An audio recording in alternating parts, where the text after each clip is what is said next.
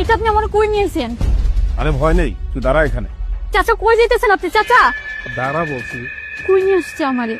আমার কেন জানি ভয় লাগতেছে।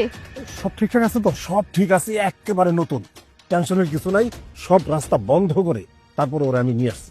কোনো ঝামেলা তো হইব না? কোনো ঝামেলা নাই, কোনো কিছুই হবে না। এরা কি পরামর্শ করতেছে? এই চাচা! আরে ভাই একটু দাঁড়ান। ঠিক আছে। এমএ কি হয়েছে? ডাকতেছে কেন? চাচা আপনি আমাকে বাড়িতে দিয়ে আসেন চাচা। হ্যাঁ, বাসায় তো যাইবা, তোমার বাসায় না, ওনার বাসায়। কি বলতেছেন চাচা? আমি ওনার সাথে যাবো মানে? ওনার সাথে আমি কই যাব? চুপ বে! তুমি কতগুলো টাকা ওখানে নিয়েছো তুমি জানো? 2.5 লাখ টাকা উনি তোমাকে দিয়েছেন। তুমি কিন্তু এখন বিক্রি হয়ে গিয়েছো, মাথায় রেখো। চাচা আমার টাকা লাগবে না, এই নেন আপনার টাকা। আরে মেয়ে, আপনি টাকা নেন প্লিজ। আরে রাখ টাকা, টাকাতে কি করবে? ভাই আপনি তো আমার খুব চলে যাবে। না ওই যাব না।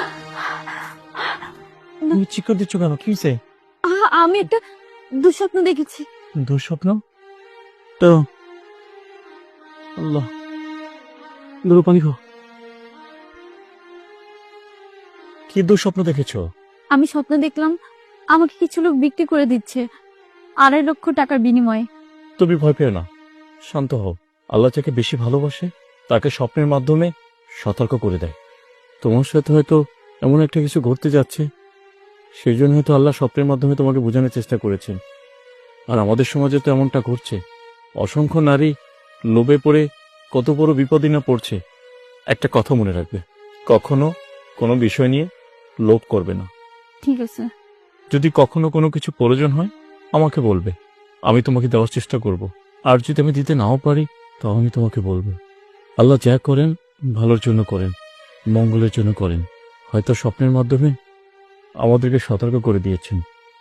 একবার সূরা ফাতিহা আর 3 বার কুল হু আল্লাহ, এটা পড়ে শো আর জিকির করতে করতে ঘুমিয়ে যাও, ঠিক আছে?